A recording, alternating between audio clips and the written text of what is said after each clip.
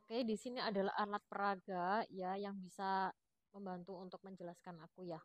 Jadi ketika ini ibaratkan jalan lahir ini ibaratkan vagina kita ya. Jadi memang kepala itu dia meregangkan area perineum ini ya. Perineum itu secara pelan-pelan. Jadi pelan-pelan aja dia seret, maju lagi, ngeden lagi, gitu lagi, oke, gitu lagi, gitu lagi, ya kan, keluar lagi. Nah, ketika sudah crowning, jadi crowning itu sudah kepalanya sudah eh sampai mau keluar ya, kita mau keluar. Jadi seperti ini, kepala sudah muntut-muntut pengen keluar. Nah, inilah yang biasa Bunda lakukan adalah sudah tidak bisa mengontrol namanya rangsangan ingin keluar, segera keluar. Padahal ketika kepalanya sudah seperti ini, sudah crowning maksimal ya kan, nah, itu akan muncul rasanya pasti Bunda akan merasa panas, perih, pedes di area sini ya. Nah, inilah tanda bahwa di sini itu proses peregangan yang maksimal ya, yang maksimal di tubuhmu dan dia proses mengalirkan darah. Aliran darahnya di sini akan lebih banyak, lebih meningkat. Makanya rasanya terasa lebih panas, perih, pedes.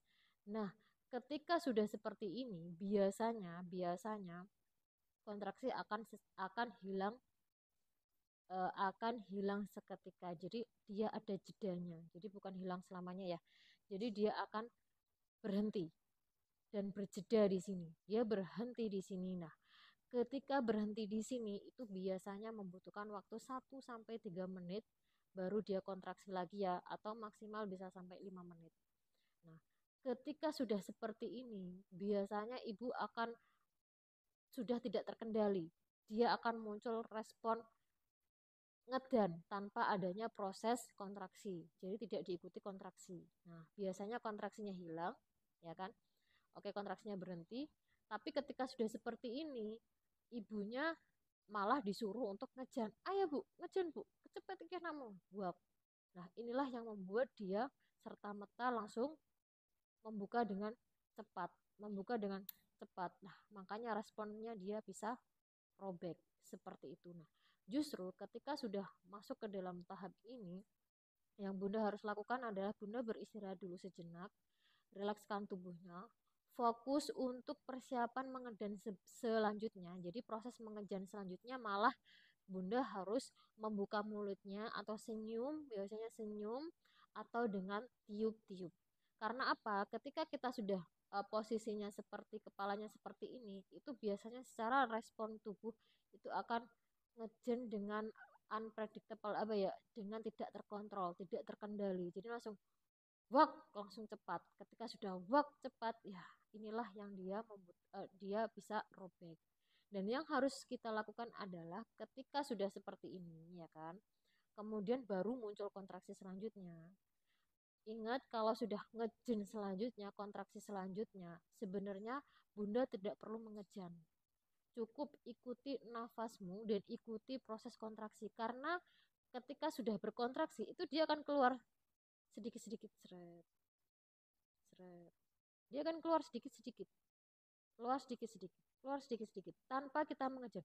Huf, huf, huf, huf, huf, huf, huf, huf, huf, huf, huf. Karena apa? Kalau kita tidak tiup-tiup atau kita tidak mengontrol ngejan kita, ya kan bukan berarti kita menahan ya, enggak. Kalau kita tidak terkontrol, akhirnya robek. Huf, huf, huf, huf, huf, huf. Dan dia akhirnya bayinya seret bisa keluar seperti itu. Ya, jadi bisa keluar.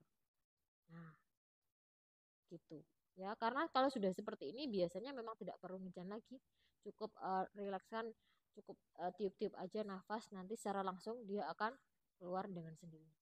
Jadi seperti itu ya penjelasannya ya, jadi paham sebenarnya yang menyebabkan perdara apa robekan itu bukan karena kita mengangkat pantat kita, tapi karena memang adanya eh, peregangan yang terlalu cepat di sini, jadi terlalu meregangnya, proses peregangan yang terlalu cepat, terlalu singkat, dan terlalu kuat. Jadi brel langsung di seketika di eh, dikeluarkan, mengejanya terus maksimal. Jadi seperti itu ya.